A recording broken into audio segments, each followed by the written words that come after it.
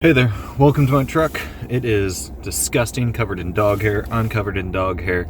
It is a bluebird day in Indiana in the winter. Everything's dead and or dormant, but what I like to do is landscape photography, so I'm gonna go try to do it. Come along with me, we'll see what we can find.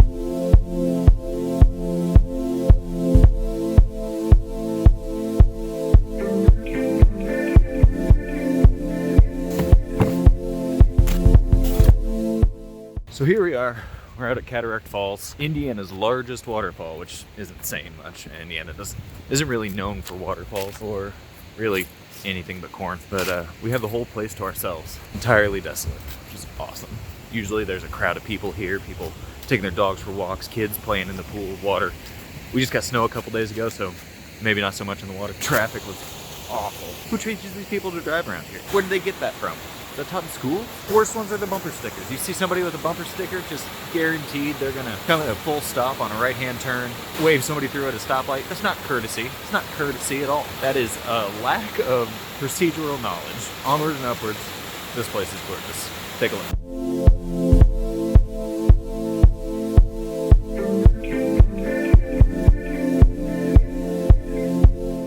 So what you can see here behind me is the upper falls. Not the biggest part of the waterfall, that's downstream. We'll get there in a bit. I wanted to come here though because this is a little bit more hidden. Something special about that. What you can see right now is that the light is not ideal. Take a look at the blue. There's no detail up there. Zero clouds, typical for Indiana winter. Not ideal. Came down here because I thought the light might be alright, but as you notice there's an enormous dynamic range behind me. The rocks on the background on the bluff, the trees are blown out, waterfalls all subdued and gorgeous, has reflected light. I'm not seeing a composition here. It's just too much going on light-wise, and it's going to be a crunchy photo. Not exactly what I'm going for. It's Indiana in winter. It's gray, it's brown. Golden light brings out beautiful pastel hues in the landscape that is really photogenic, but that's too bright.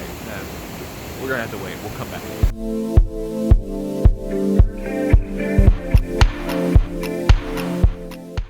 Alright, now we're at the lower falls, the big falls if you will. Now, right behind me is not the big falls by any means. It is the riffles that run up to it. The big falls are right behind that drop off. Right there. Good stuff is up here.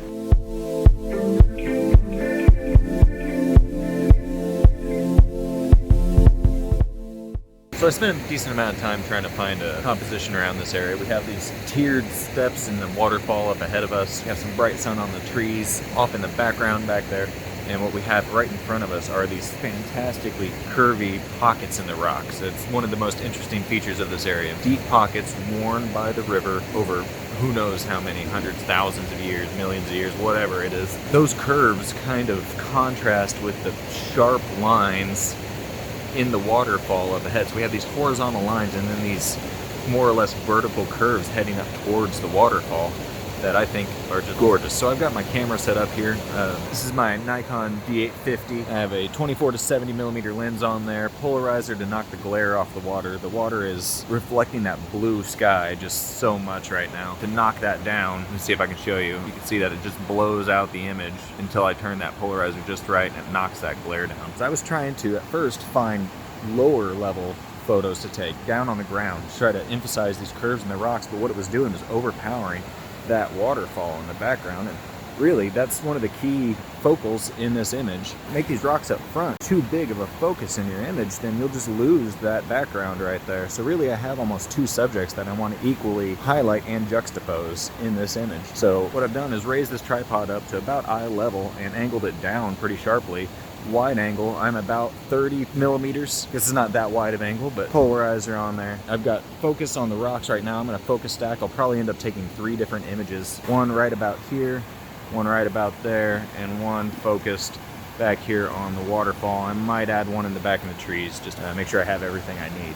But what I'm looking for is kind of a longer exposure. This waterfall is kind of murky, kind of brownish, and what I want to do is emphasize the white brightness. Kind of highlights the snow in the background as well, kind of works with it to bring that white line down towards the camera. And the way I'm wanting to emphasize that is by blurring this water in the background and also taking these bubbles that are coming through, I don't know if you can see those, and kind of making those long bubble trails turn into contour lines in the water instead of what looks like noise and foam on the water. I try to take photos of foam on the water in these Midwestern rivers and it's just brown and ugly and not photogenic. It's not pretty. It ends up being a lot of Photoshop, and what I like to do is keep the image looking as natural as possible. And I know long exposure might not quite sound like as natural as possible, but it's art.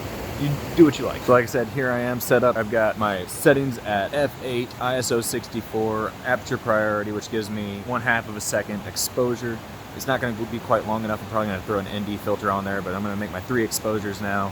2-second timer on it to take any shake out of it. It's really still out, so I don't have to worry about camera shake. Pretty easy past here.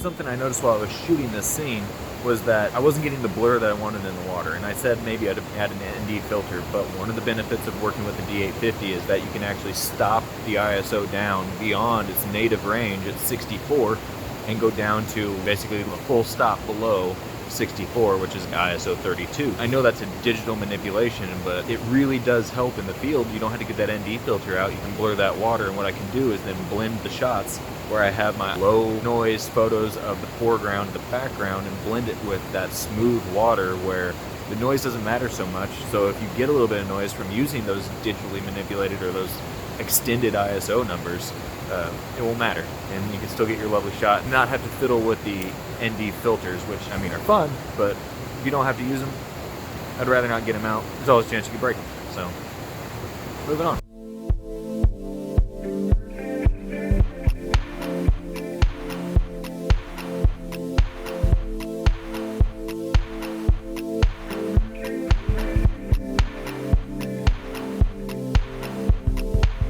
Ow. Oh, I hate those little sticker things. Oh man, they just get stuck on everything. So get this off me. They hurt, but they wouldn't hurt anything like these things. I don't know if you have these trees where you're from. I don't know where everybody's watching from, but man, these locust trees are just absolutely gnarly. Look at that. That will go through a boot in a second. Send you to the hospital. Ask me how I know. Usually cut them down in the parks where people are around, but this one's still around, so look where you're walking, because those things fall off.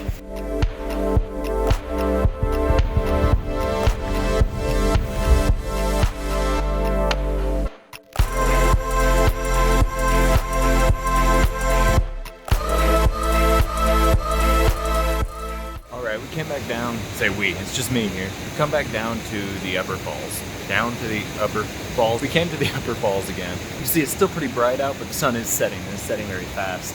I was hoping for a nice warm glow over top of the waterfall. Basically, reflections off the sky, reflections off the trees, coming down in soft, warm light hitting the waterfall, but that's not what we're getting at all. The sky is just completely cloudless still. A lack of light interest in the scene, and I'm a little disappointed. But we're still going to see what we can make out of it. Didn't come all this way just to give up on it. And sometimes you can make a pretty good image. You just have to be patient with it. So here's the scene that's in front of me.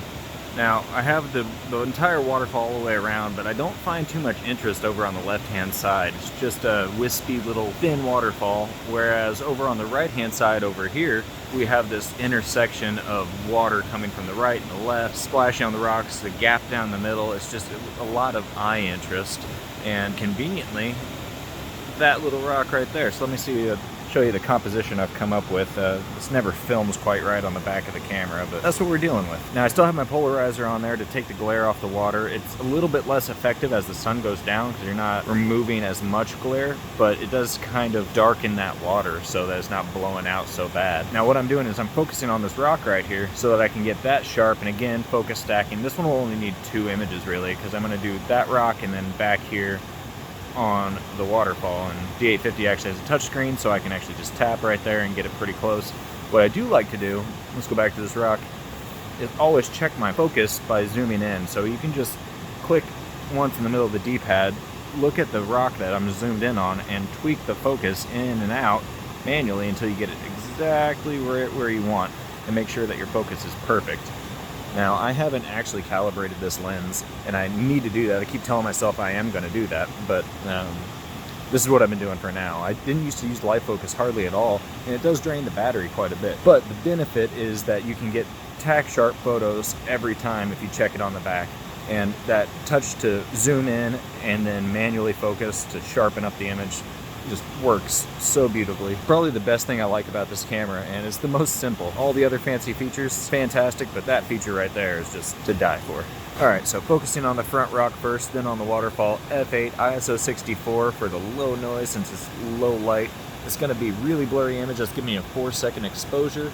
I might actually exposure comp that up to reduce that, because once you blur it that much, the water sometimes is almost transparent. So let me play with it and I'll come back and tell you what I ended up on. So as usual, I changed my mind. Typical for me, I now have my tripod placed more precariously out in the water. That front leg is out actually in the water, 2 back legs splayed out on the rocks in front of me. I'm going to be careful not to hit those. I've readjusted my composition so that I'm actually lower to the water, so I can get that foreground rock and the waterfall, more compression between them. And now I'm going to shoot for a square crop around this image instead of vertical that I was going for before. Now I'm going to go shoot for a square crop, because it gets rid of that boring section in the middle and puts the 2 subjects in my photo closer together and makes it more compelling photo. Now, I'm losing light fast.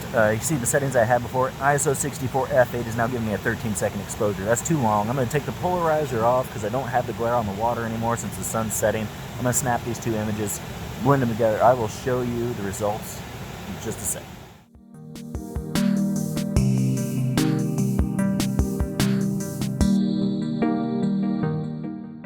So I think that's the end of my trip. A short trip. Got out here kind of late just to enjoy the sunset, which never really happened, but I think I got a couple good photos. One thing is that I'm from Idaho. I'm an Idaho boy, and somehow I ended up in Indiana. Basically, we all make mistakes. Let's just say it that way. Now, this scene behind me is pretty, but where I came from was just beautiful mountains in the background, mountain goats hopping around everywhere, waterfalls, pine trees just growing up on the hillsides. It was beautiful, and I do struggle to find the beauty here. There's a lot of cornfields, there's a lot of gray. In the summer it's just green, bright green everywhere, and it frustrates me. And I have to remind myself that there is beauty around me, and there's places to be found and photos to be taken. It's nice to get out by myself sometimes and just enjoy nature. I've wanted to start this YouTube channel for quite some time, and I've been telling myself for years that I just don't have what I need. I don't have the right camera, I don't have the right places to shoot, I don't have the film experience, I don't have the time. Life is all about making time for the things that you love. I'm out enjoying nature. I've been able to communicate with you. I plan on making a lot more of these videos, some of my photography and some of my explorations, bring you along. I'll ask you to subscribe. This is my first video. If you're patient with me, I'll get some more up here, and hope to see you here next time. And thanks for watching. And if I knock this thing in there, I am going to be so sad. Why don't you just scoot back just a touch? Okay.